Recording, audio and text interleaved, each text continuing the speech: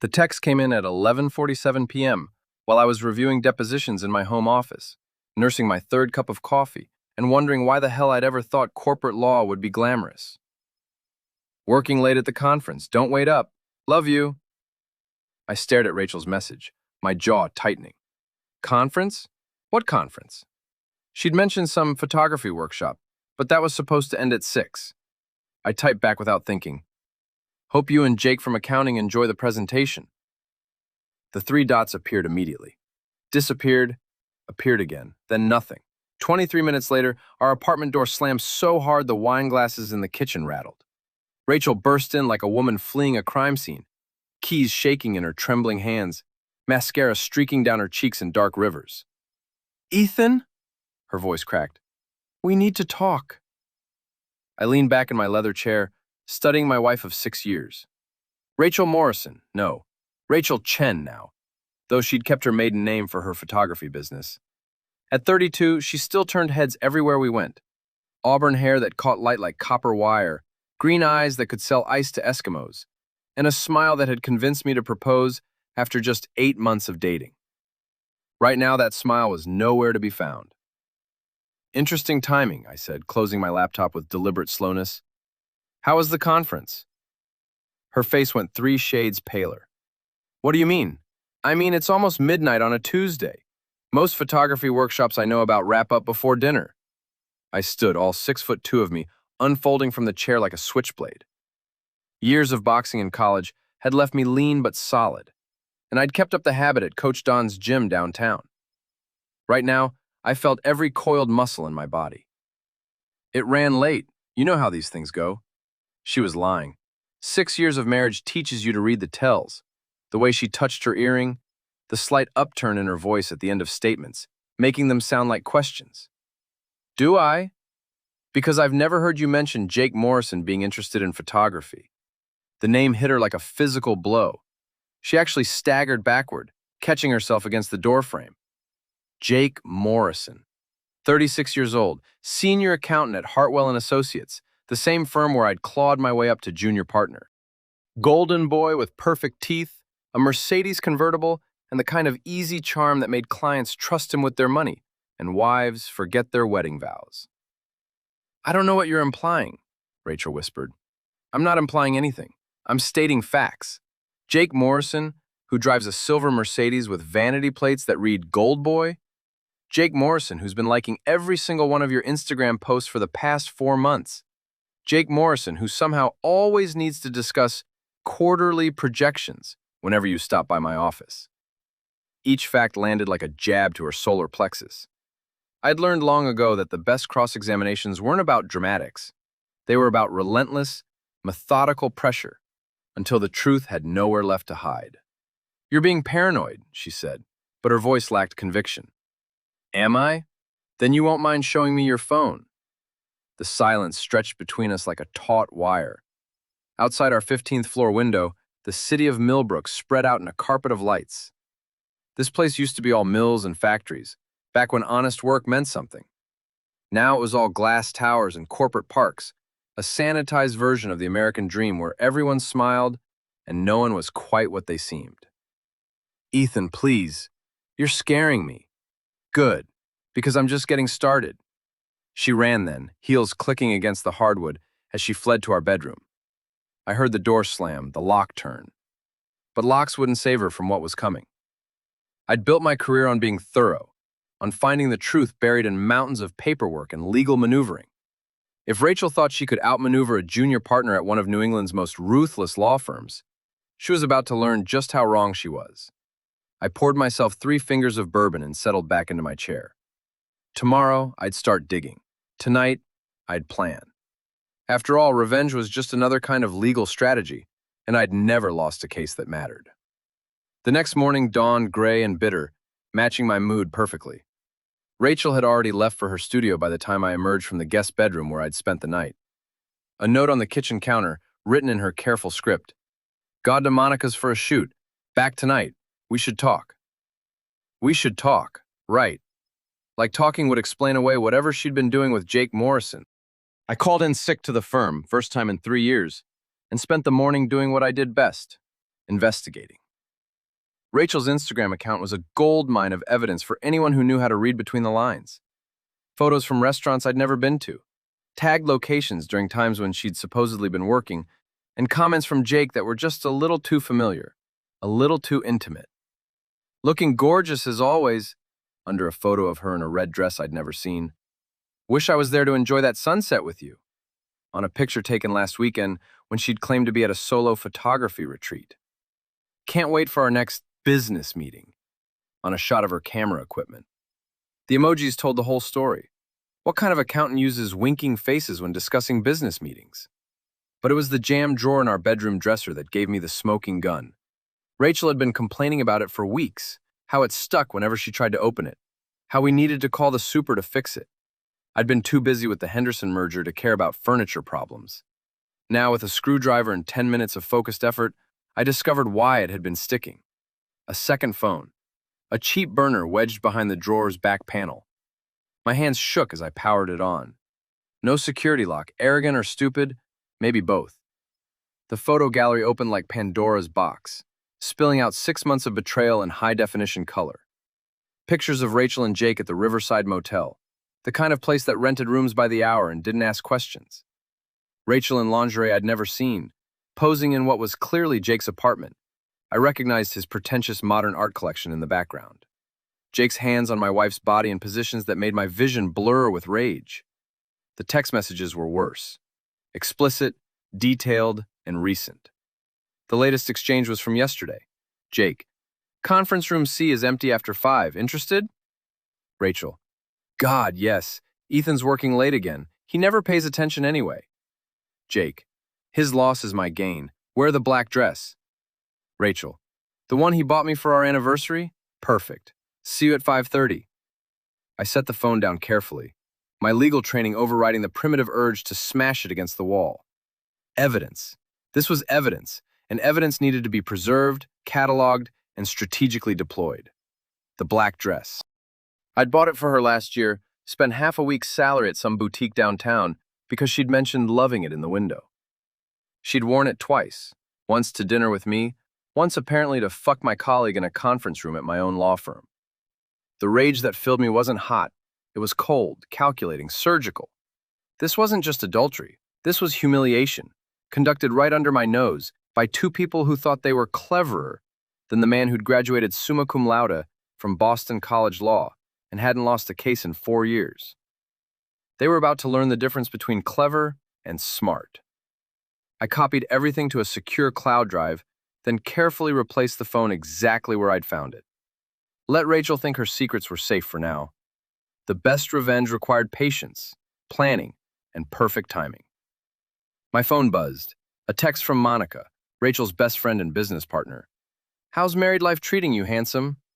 Rachel seems distracted lately. Monica Winters, 33, owned the vintage photography studio where Rachel rented space, and had the kind of predatory smile that made me uncomfortable at parties. She'd been fishing for information about our marriage for months, always with that fake concern that barely masked her curiosity. I typed back, distracted how?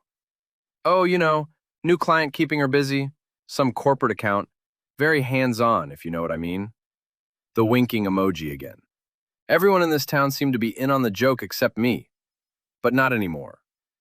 I spent the afternoon at Coach Don's gym, working out my rage on the heavy bag until my knuckles bled through the wraps. The old man watched me from his corner office, occasionally shouting corrections to my form, but smart enough not to ask questions when a man was working through demons. Whatever's eating you, kid, he called out as I finally stopped punching. Just remember, the best fighters don't swing wild. They wait for the opening, then they strike clean. Coach Don had trained me through 4 years of college boxing, taught me that winning wasn't about being the strongest or the fastest. It was about being smarter than your opponent, about seeing the patterns they couldn't see themselves. Rachel and Jake had patterns. They met Tuesdays and Thursdays, always at the Riverside Motel. Jake paid cash, always requested room 237. They thought they were being careful, but careful and invisible were two different things. I drove to the motel that evening and waited in my car across the street. At 6:15, Jake's Mercedes pulled into the lot. At 6:22, Rachel's Honda followed. They went in separately like that made a difference. I sat there for 2 hours, watching the light in room 237, planning my next move. When they finally emerged, again separately, again thinking they were clever, I was ready. Jake walked to his car first, keys jingling, that satisfied smirk on his face that I'd seen 100 times in office meetings. He thought he was untouchable, protected by charm and corporate politics. I waited until he was inside, engine running before I made my move. The key to the Mercedes paint was surprisingly easy, just a steady hand and the right pressure. I carved a single word into the hood in letters 6 inches tall. Cheater. Then I unscrewed both license plates and left them on the windshield with a note written in block letters. You're not as clever as you think. Smile for the cameras. The motel had security cameras. Jake would have to explain to his insurance company, to the police if he filed a report, to anyone who asked, why his car had been vandalized at a place that rented rooms by the hour. I was back in my car and halfway home when my phone buzzed with a text from an unknown number. A photo of me crouched next to Jake's Mercedes, face clearly visible in the motel's parking lot lights. The message read, "Saw this and thought Rachel should know. Hope you two work things out. A concerned neighbor." Someone had been watching the watchers. In a town like Millbrook, everyone was always watching everyone else, and secrets had a way of becoming currency. I smiled as I deleted the message. Let Rachel panic. Let her wonder how much I knew, how much I'd seen, how much I was planning. The game was just beginning, and I'd already made the first move. By the time I got home, Rachel was waiting in the living room, phone in her shaking hands, face white as paper. "Ethan," she whispered, "we need to talk." I hung my coat in the closet, loosened my tie, and poured myself that bourbon I'd been craving all day. "Do we?" "Because I thought we covered everything last night." I turned to face her, letting my smile show just enough teeth to be unsettling. "Unless there's something else you'd like to tell me?" She opened her mouth, closed it, opened it again like a fish drowning in air. "I know, Rachel," I said quietly. "I know everything, and I'm just getting started." The next morning brought the first casualty of my war, Jake's reputation. I arrived at Hartwell and Associates early, before the usual crowd of ambitious lawyers and their enablers filled the glass-walled offices with the scent of expensive coffee and cheaper cologne. The building rose 32 floors above downtown Millbrook, a monument to the kind of success that came from knowing which rules to break and which ones to follow. Jake's office was on the 15th floor, accounting department, with a view of the river and delusions of grandeur. I took the elevator up with a manila envelope under my arm and the kind of smile that had gotten me through 6 years of corporate warfare. "Morning, Jake." I knocked on his open door, noting the way he flinched when he saw me.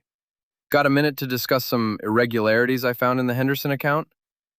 His face went through several interesting color changes. "Irregularities?"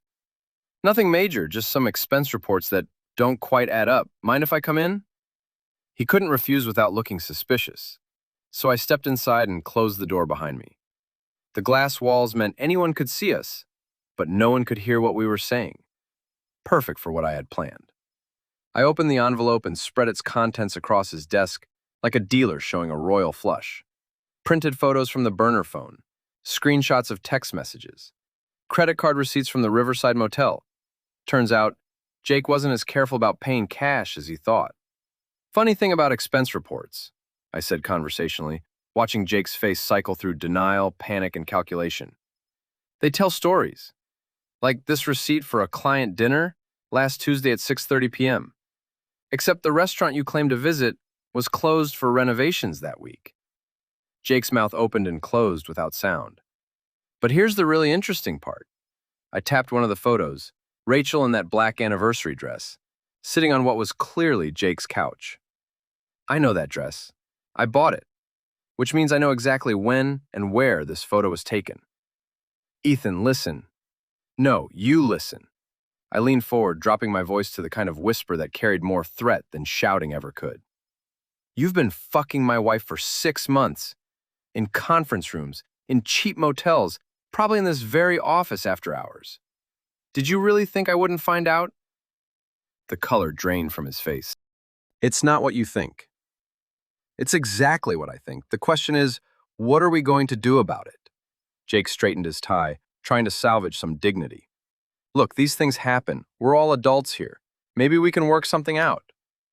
Work something out? I gathered the photos back into the envelope, taking my time. You mean like a payoff? Hush money? How much do you think 6 months of adultery is worth, Jake? What's the going rate for fucking another man's wife? I could transfer departments. Or maybe take that position in the Chicago office. Running away? That's your solution? I stood, straightening my jacket. No, Jake. You're going to stay right here where I can see you. And you're going to learn what happens when you mistake kindness for weakness. I left him sitting there, sweating through his expensive shirt, and headed back to my office. But not before making a small detour to the break room, where I knew the morning gossip session would be in full swing. Morning, ladies. I nodded to the trio of secretaries who ran the firm's information network with more efficiency than the CIA. Beautiful day, isn't it?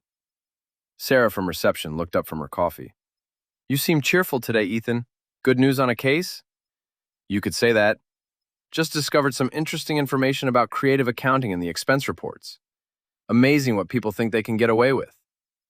I poured myself coffee, letting the comment hang in the air. Did you know the Riverside Motel offers corporate rates? Apparently, some of our staff have been taking advantage of that for client meetings. The three women exchanged glances. In a law firm, information was power, and I just handed them a loaded weapon. The Riverside? Linda from HR wrinkled her nose. That place by the highway? I thought they only rented by the hour.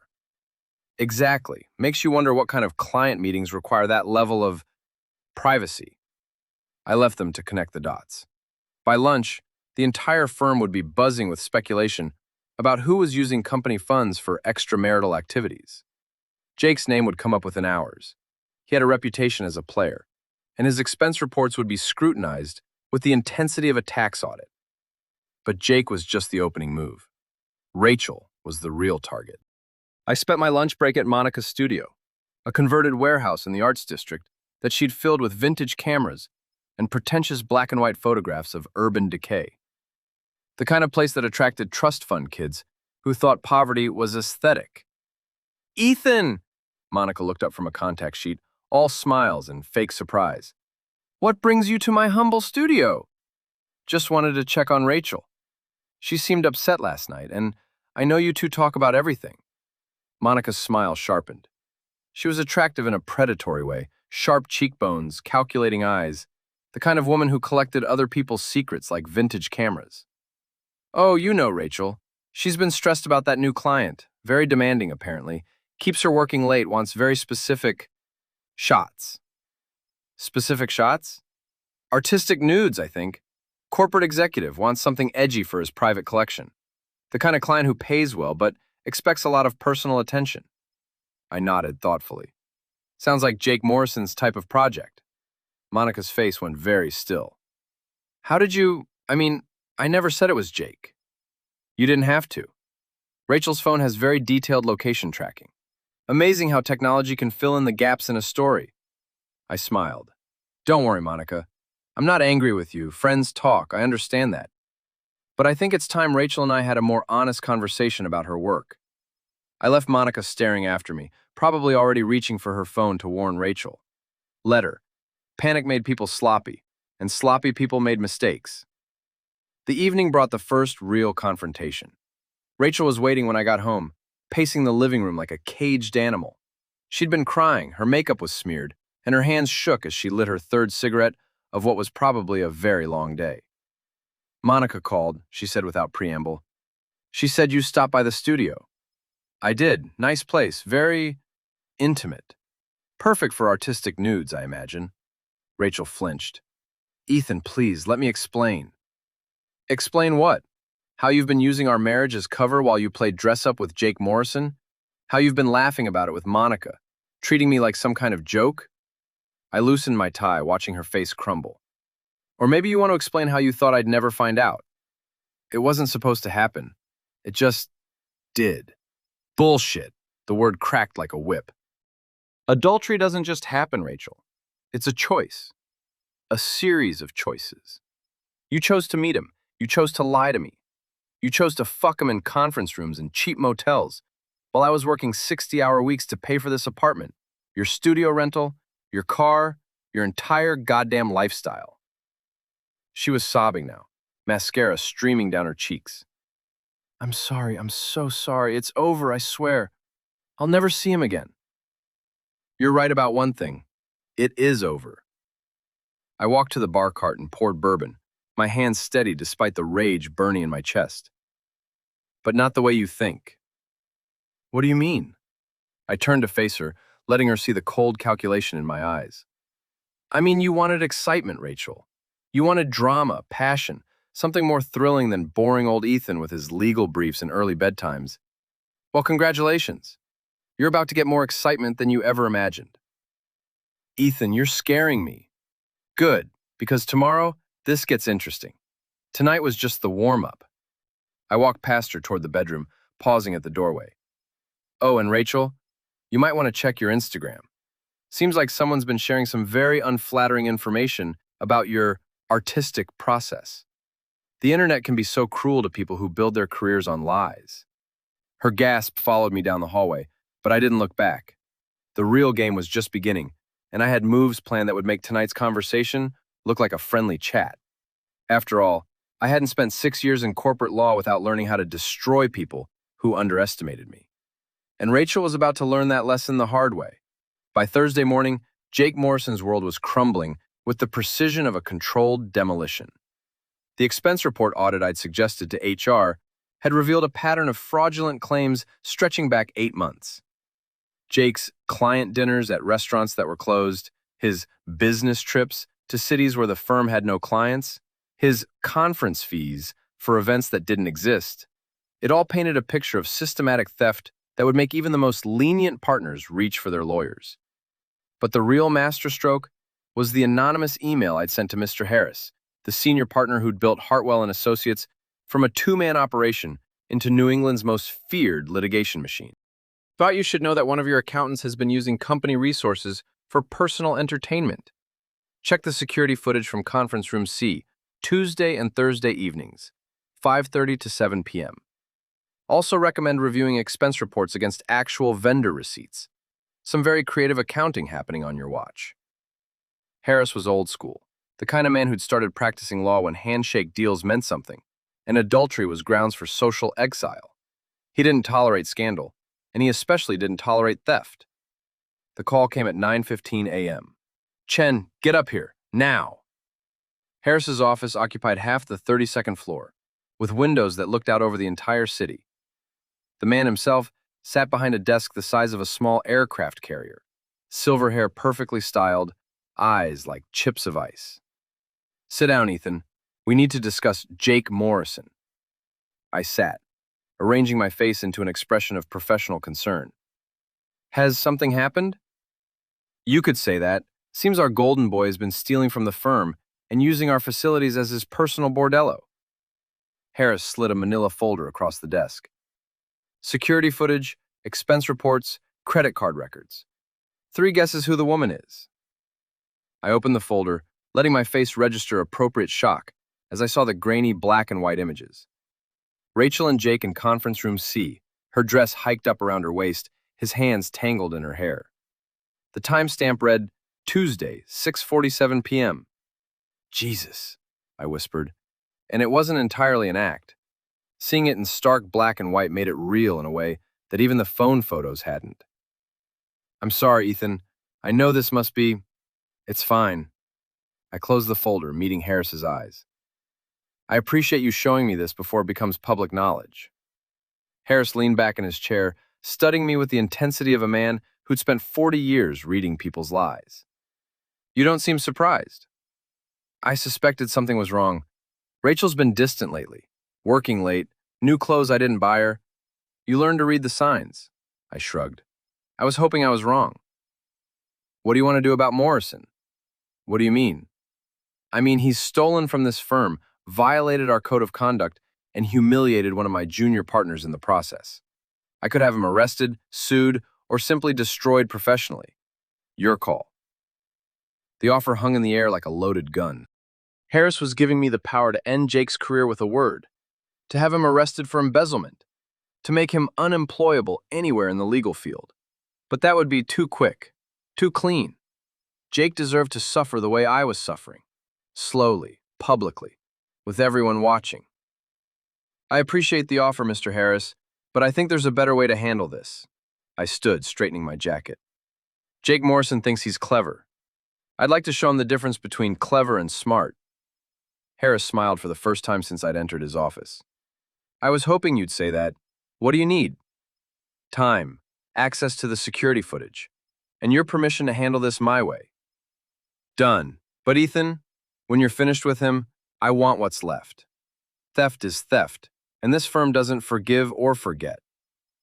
I left Harris's office with official sanction for my revenge and a plan that would make Jake's embezzlement charges look like a parking ticket. The first phase launched that afternoon at the monthly partners meeting. Hartwell and Associates conference room was a temple to legal intimidation. Mahogany table, leather chairs, and floor-to-ceiling windows that made visitors feel like insects under a microscope. The 15 partners who ran the firm sat around that table like judges at the Inquisition, and today, I was bringing them evidence. Before we begin, Harris announced, Ethan Chen has some information about irregularities in our expense reporting system. I stood, connecting my laptop to the room's presentation screen. Thank you, Mr. Harris. What I'm about to show you represents a pattern of systematic fraud that threatens the integrity of this firm. The first slide was Jake's expense reports, highlighted in red where the lies were most obvious. The second was credit card receipts that contradicted his claims. The third was a spreadsheet showing exactly how much he'd stolen over 8 months. $23,000 in fraudulent expense claims. Murmurs around the table. Partners taking notes, asking sharp questions about audit procedures and financial controls. But the fourth slide was the kill shot. Security footage from conference room C, time-stamped and crystal clear. This represents a violation of our code of conduct that goes beyond mere theft, I said, watching 15 faces register shock, disgust, and calculation. Mr. Morrison has been using firm resources and facilities for personal entertainment while filing false expense reports to cover his activities. The room erupted in questions, demands for action, calls for immediate termination. I let the chaos build before raising my hand for silence. There's more. The woman in the footage is my wife, Rachel Chen. This affair has been conducted primarily on firm property, using firm resources during business hours. I paused, letting that sink in. I'm recusing myself from any disciplinary action due to personal involvement, but I wanted you all to understand the full scope of the situation. The silence that followed was deafening. 15 of the most powerful lawyers in New England staring at evidence of betrayal that was both personal and professional. What do you want from us, Ethan? Asked Patricia Winters, the firm's managing partner. Justice, due process, and the understanding that this firm doesn't tolerate employees who mistake our resources for their personal playground. The vote was unanimous. Immediate suspension pending full investigation, criminal charges for embezzlement, and termination with cause. Jake Morrison's career at Hartwell and Associates was over, but his real punishment was just beginning. I spent the rest of the afternoon making calls, each one precisely calculated for maximum damage. The Massachusetts Bar Association, to report potential ethics violations. Jake's mortgage company, to suggest they might want to review his loan application for accuracy. His country club, his gym, his favorite restaurant, all getting carefully worded inquiries about whether they really wanted to associate with a man under investigation for theft and adultery. In a town like Millbrook, reputation was everything, and Jake's reputation was about to become radioactive. The evening brought phase 2, Rachel's social destruction. Her Instagram account had been her pride and joy. 50,000 followers who hung on every carefully curated post about her artistic process, her fashion choices, her perfect marriage to a successful lawyer. She'd built a brand around authenticity and honesty, partnering with boutique clothing companies and artisanal coffee roasters who valued her genuine lifestyle content. The anonymous email I sent to her 3 biggest sponsors was a masterpiece of concerned citizenship. I thought you should know that Rachel Chen, who represents your brand, has been conducting an affair with a married accountant who's currently under investigation for embezzlement. The relationship has been documented extensively on social media and security footage. Photos available upon request. Might want to reconsider whether she represents the values your company wants to promote. I included enough proof to make the allegations credible without revealing my identity. Within 2 hours, Rachel's phone was ringing with calls from panicked marketing managers who were suddenly very concerned about their brand image. But the real coup de grace was the Instagram post I'd scheduled to go live at exactly 7 p.m., when Rachel's audience was most active. Not from her account, that would be too obvious. Instead, I'd created a fake account called Millbrook Truth and spent weeks building it up with generic posts about local news and community events. Enough to look legitimate, not enough to draw attention. The post was simple, a collage of photos taken from Jake's social media and Rachel's Instagram, showing them at the same locations on the same days, despite neither of them mentioning the other. The caption read, "Interesting how some happily married local influencers keep showing up in the same places as certain single accountants. Hashtag Millbrook Gossip, hashtag Authenticity Matters, hashtag Truth Telling."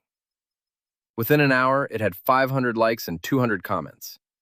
Rachel's followers were connecting dots, asking questions, demanding explanations. The carefully constructed facade of her perfect life was cracking like ice in spring. I was pouring myself a celebratory bourbon when Rachel burst through the front door, phone in one hand, tears streaming down her face. "What did you do?" she screamed. "What the fuck did you do?" I turned slowly, letting her see the satisfaction in my eyes. "I told the truth, Rachel. Isn't that what you've been preaching to your followers? Authenticity, honesty, living your truth? You destroyed everything, my sponsors, my reputation, my career." "No, sweetheart, you destroyed everything. I just made sure people knew about it." She lunged at me then, nails aimed at my face, all pretense of civilized behavior abandoned. I caught her wrists easily. 6 years of boxing had taught me to read an opponent's moves before they made them. "Let go of me!" "Gladly." I released her hands and stepped back, watching her stumble. "But first, let's talk about what happens next." "There is no next. It's over. I'm leaving." "With what money? I froze our joint accounts this morning. Your credit cards too, since they're tied to my accounts. And good luck getting a loan with your credit score about to take a nosedive. Turns out financial institutions don't like lending the people involved in embezzlement scandals." The color drained from her face. "You can't do that." "I can, and I did. Amazing what you can accomplish with a law degree and a complete understanding of community property statutes." I sat down in my chair, bourbon in hand, watching her world collapse in real time. "But don't worry, Rachel. This is just the beginning. Tomorrow brings even more excitement. I'll fight you. I'll get a lawyer. With what money? And which lawyer? Most of the good ones in this city work for firms that do business with Hartwell and Associates. The rest won't take a case against me without a substantial retainer." I smiled. "But please try. I'd love to see you explain to a divorce attorney how you plan to pay their fees." She collapsed onto the couch, sobbing with the kind of raw despair that might have moved me a week ago. Now it just sounded like justice. "Why are you doing this to me?" "Because you wanted excitement, Rachel. You wanted passion, drama, something more thrilling than your boring husband with his legal briefs and early bedtimes." I finished my bourbon and stood. "Well, congratulations. You're about to become the most talked about woman in Millbrook. Isn't that what you always wanted? To be famous?" I left her crying in the living room and went to my office to plan tomorrow's entertainment. After all, I still had Monica to deal with, and she was going to be the most interesting challenge yet. The game was far from over, and I was just getting started. Friday morning brought revelations that changed everything. I was at Coach Don's gym by 6 a.m., working off the adrenaline from yesterday's victories with a punishing routine on the heavy bag. The old man watched me from his corner office, occasionally grunting approval at a particularly vicious combination. "You're fighting angry," he called out during my water break. "That's dangerous. Angry fighters make mistakes." "Maybe, but sometimes anger is all you have left." Don walked over, his weathered face serious. "Want to talk about it?" I almost said no. Don had trained me through college, watched me win the regional championship my senior year, but we'd never been the type for heart-to-heart conversations. Boxing was about discipline, technique, controlled violence, not therapy. But something in his eyes made me reconsider. My wife's been cheating with a guy from my firm. I found out and now I'm making them pay for it. Don nodded slowly. And how's that working out? Better than expected. Jake Morrison's career is over. Rachel's lost her sponsors, and by next week, they'll both be social pariahs. Uh-huh. And then what? The question caught me off guard. What do you mean? I mean, what happens after you've destroyed them? You think that's going to make you feel better? You think revenge is going to fix what's broken inside you? I started to answer, then stopped. The truth was, I hadn't thought past the destruction, the planning, the execution, the systematic dismantling of their lives. That had consumed me completely. But what came after? There's something else, Dawn said quietly.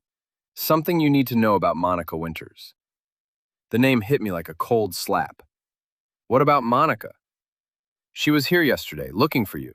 Said she had information about your wife's affair. Wanted to make sure you knew the whole truth.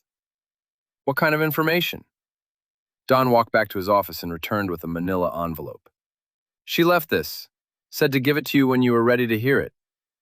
Inside the envelope were photographs, but not the kind I'd been expecting. These were surveillance shots. Monica following Rachel. Monica meeting with Jake at a coffee shop. Monica handing Jake what looked like money. And underneath the photos, a single sheet of paper with Monica's handwriting. Ethan, if you're reading this, it means my plan worked. Rachel's affair wasn't an accident. I orchestrated it. Jake needed money for his gambling debts. Rachel needed validation you weren't giving her. And I needed both of them destroyed. You were just the weapon I used to do it. Thanks for being so predictable. The world tilted sideways. I read the note 3 times, trying to process what it meant. She played you, kid, Don said gently. Played all of you. But why? What did I ever do to Monica? That's what you need to find out. But first, you need to decide. Are you going to let her get away with it? I left the gym with my mind racing, pieces of a larger puzzle clicking into place. Monica's too convenient information about Rachel's affair. Her pointed comments about Rachel being distracted. Her eagerness to fuel my suspicions and fan the flames of my rage. She'd been pulling strings from the beginning, manipulating all of us like pieces on a chessboard. The drive to Monica's studio took 15 minutes, but I spent it reconstructing the last 6 months from a completely different angle. Every conversation, every seemingly innocent comment, every piece of information that had led me to discover Rachel's affair, it all traced back to Monica. The studio was closed, but I knew where she kept the spare key. Inside, the space felt different, less like an artist's workspace and more like a command center for psychological warfare. Monica's office was in the back, behind a door marked private. I'd never been inside before, but today, I didn't bother knocking. The walls were covered with photographs, but not the artsy black and white shots she displayed for clients. These were surveillance photos. Rachel and Jake at restaurants, hotels, in Jake's car, photos of me leaving the gym, entering my apartment building, meeting with clients. And in the center of it all, a timeline written in Monica's precise handwriting, documenting every stage of her plan. Phase 1. Introduce Rachel to Jake at the Henderson and Associates mixer. Make sure they're seated together, get them talking about photography and art. Jake's type, married women who feel unappreciated. Phase 2. Create opportunities for accidental meetings. Rachel's insecure about Ethan's long hours, needs validation. Jake's desperate for money, will do anything to get it. Phase 3. Document everything. Photos, texts, locations, build comprehensive evidence file. Phase 4. Feed information to Ethan gradually. Let him think he's discovering it himself. His ego won't let him ignore the evidence once he finds it. Phase 5. Watch Ethan destroy them both. His legal training and vindictive nature will do the rest. At the bottom of the timeline, a final note. Revenge for the Morrison case. 3 years late, but worth the wait. The Morrison case. I remembered it now. A sexual harassment lawsuit against a small accounting firm.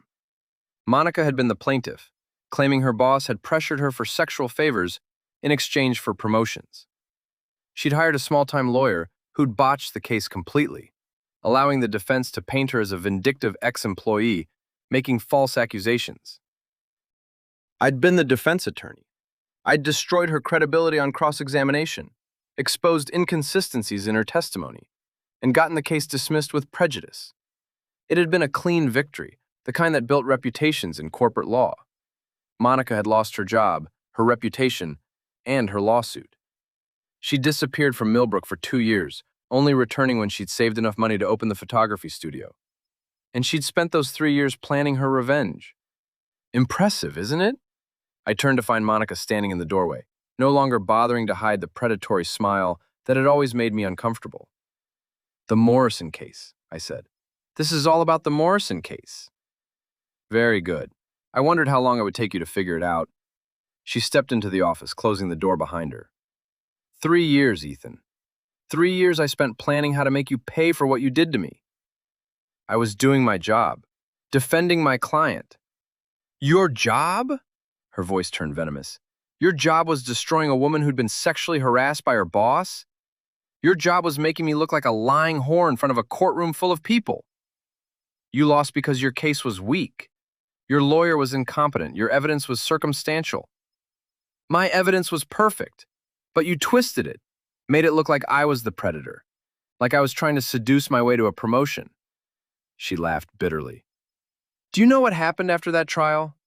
I couldn't get a job anywhere in this city. Couldn't get a reference, couldn't get a loan, couldn't even get a decent apartment because landlords had heard about the crazy woman who made false accusations.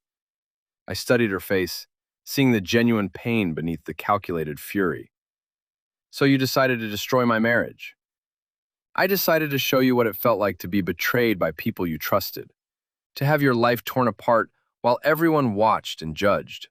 She gestured at the photos on the wall. Rachel was so easy to manipulate, lonely, insecure, desperate for attention. Jake was even easier. Gambling debts, expensive tastes, no moral compass. All I had to do was introduce them and let nature take its course. And me? You were the best part. So predictable, so arrogant, so sure you were the smartest person in the room. I knew exactly how you'd react when you found out. The methodical investigation, the legal maneuvering, the systematic destruction of everyone who'd wronged you, she smiled. You did my work for me, Ethan. I just pointed you in the right direction and watched you burn everything down. The rage that filled me was different from what I'd felt toward Rachel and Jake. This was colder, more focused, surgical in its precision. You destroyed 3 lives for revenge. I destroyed 2 lives, yours and Rachel's. Jake was just collateral damage, she shrugged. Although, watching him squirm has been entertaining. And now what? You've had your revenge. Are we even? Monica's smile widened. Oh, Ethan, we're not even close to even. This was just the opening act. She pulled out her phone and showed me the screen. A video file, ready to upload. Security footage from this studio. Rachel and Jake 3 months ago, thinking they were being so careful. But also footage of you 2 days ago, planting evidence in Jake's car. Breaking and entering, vandalism, harassment. She tilted her head. How do you think the Massachusetts Bar Association will react when they see their rising star engaged in criminal behavior? The blood drained from my face. She had evidence of everything. My break-in at the studio, my vandalism of Jake's car, my manipulation of the expense report investigation. You're bluffing. Am I?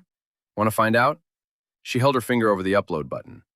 1 click, and your legal career is over. Just like you ended mine 3 years ago.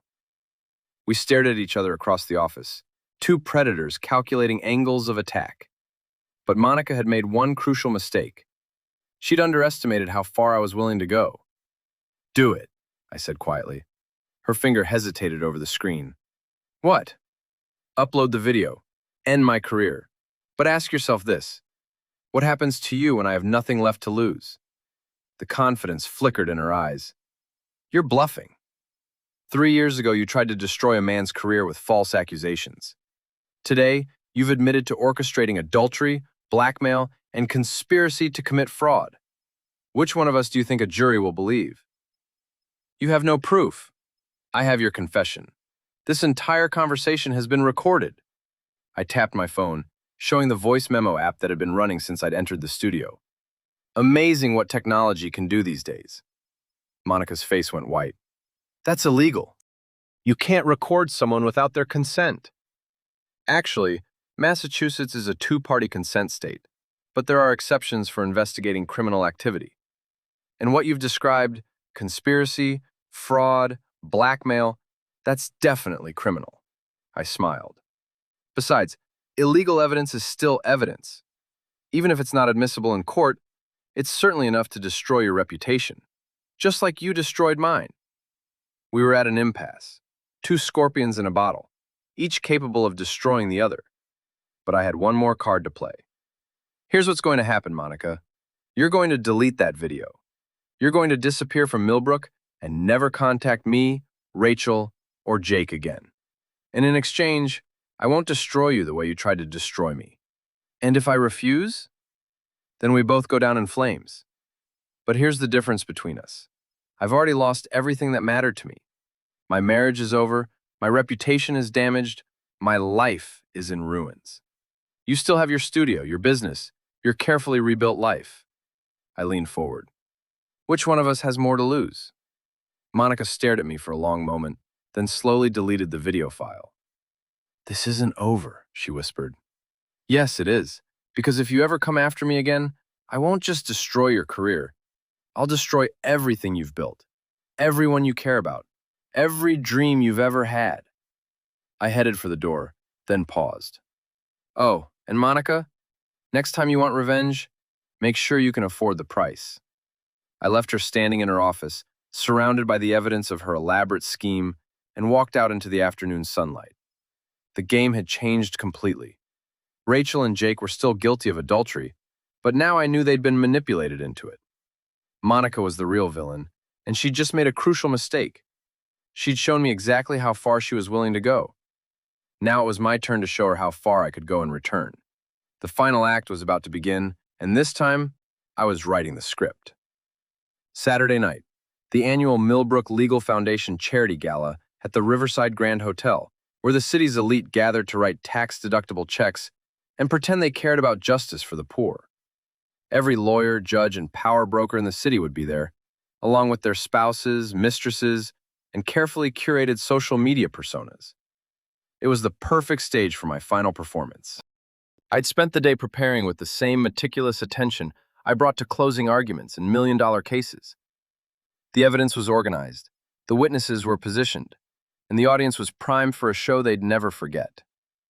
Rachel had tried calling me 17 times since yesterday, her voicemails progressing from angry to desperate to terrified. She knew something was coming, but couldn't figure out what. Jake had gone into hiding, probably at some cheap motel, trying to avoid the process servers who were looking for him with embezzlement charges. But Monica thought she'd won. She'd shown up at the gala in a stunning black dress, working the room like the predator she was, accepting condolences for my marital troubles with just the right amount of fake sympathy. She had no idea what was about to hit her. The Riverside Grand's ballroom was a monument to old money and new corruption. All crystal chandeliers and marble columns designed to make small people feel smaller. 500 of Millbrook's most powerful citizens mingled over champagne and canapes, their conversations a symphony of ambition, gossip, and barely concealed malice. I worked the room methodically, shaking hands, accepting condolences, playing the role of the wounded but dignified husband. Everyone had heard about Rachel's affair by now. In a city this size, scandal traveled faster than wildfire. "Ethan, I'm so sorry about everything," said Patricia Winters, the managing partner who'd voted to destroy Jake's career. "How are you holding up?" "Better than expected. Amazing how liberating the truth can be. If there's anything the firm can do..." "Actually, there is. I'd like to address the crowd tonight. Share some thoughts about justice, truth, and the importance of accountability in our community." Patricia looked surprised. "Of course. I'll speak to the organizers." 20 minutes later, I was scheduled to give remarks before the evening's main fundraising auction. Perfect timing. Everyone would be slightly drunk, fully attentive, and primed for entertainment. I spent the cocktail hour positioning my pieces like a chess master, preparing for checkmate. First, I cornered Judge Harrison, a man whose courtroom I'd appeared in dozens of times. Your Honor, I wanted to give you a heads up about some irregularities in the Morrison harassment case from 3 years ago. New evidence has come to light that suggests witness tampering and conspiracy. His eyebrows shot up. The Morrison case? That was dismissed with prejudice. Yes, sir, but it turns out the dismissal may have been based on fabricated evidence and coordinated perjury. I'll be filing a motion to reopen on Monday. Next, I found District Attorney Collins, an ambitious woman who'd built her career on high-profile prosecutions. Sarah, I have information about a conspiracy involving fraud, blackmail, and witness tampering. Multiple felonies, high-profile defendants, the kind of case that makes careers. How high profile? High enough to get you elected Attorney General. I handed her a flash drive containing Monica's confession, the timeline from her office, and documentation of her 3-year conspiracy. Everything you need for indictments. I'll testify as a cooperating witness.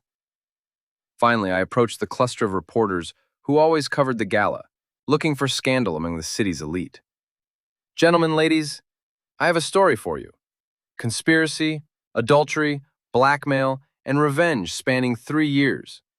All the major players are here tonight. By the time I took the podium, the room was buzzing with anticipation. Word had spread that Ethan Chen, the cuckolded lawyer, was about to make a statement. Everyone expected a dignified speech about moving forward, perhaps a few subtle digs at his unfaithful wife. They were about to get something very different. Good evening, friends, colleagues, and fellow seekers of justice. My voice carried clearly through the ballroom sound system, commanding attention. I want to talk to you tonight about truth, about the lies we tell ourselves, the lies we tell each other, and the price we pay when those lies are exposed. Murmurs rippled through the crowd. Rachel was near the back, her face pale with dread. Jake was nowhere to be seen, probably still in hiding. Monica stood near the bar, champagne flute in hand, that predatory smile still playing on her lips. 3 days ago, I discovered that my wife Rachel has been having an affair with Jake Morrison from my firm. Adultery is nothing new, of course. It's as old as marriage itself. But this particular affair was special, because it wasn't born of passion or love, or even simple lust. The room was dead silent now, 500 people hanging on every word. This affair was manufactured, orchestrated, choreographed like a ballet, with every step planned and every outcome calculated. I gestured toward Monica. By Monica Winters, owner of Vintage Visions Photography and a woman with a very long memory. Monica's champagne glass slipped from her fingers, shattering on the marble floor. 3 years ago, I represented a client in a sexual harassment case. Monica was the plaintiff, and I did my job. I defended my client vigorously and won.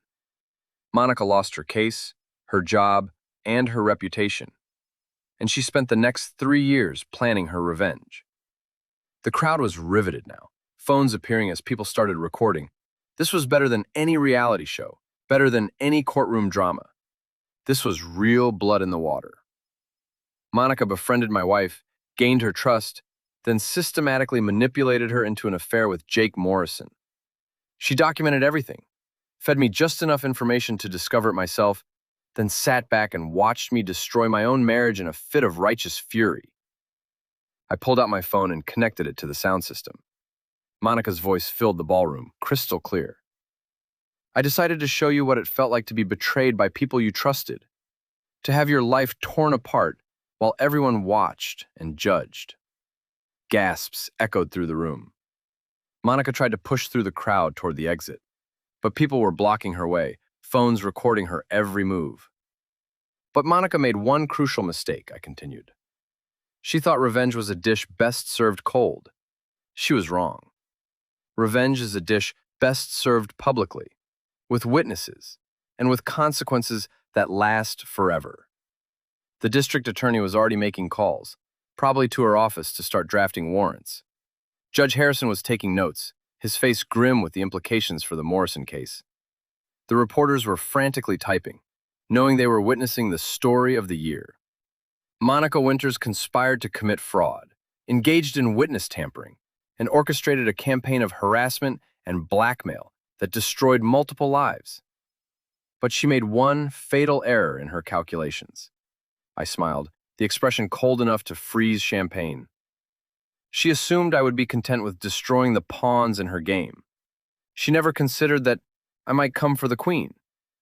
Monica finally broke free from the crowd and ran for the exit, her careful composure shattered. But it was too late. The damage was done, the evidence was public, and her confession was being broadcast to 500 of the most powerful people in the city.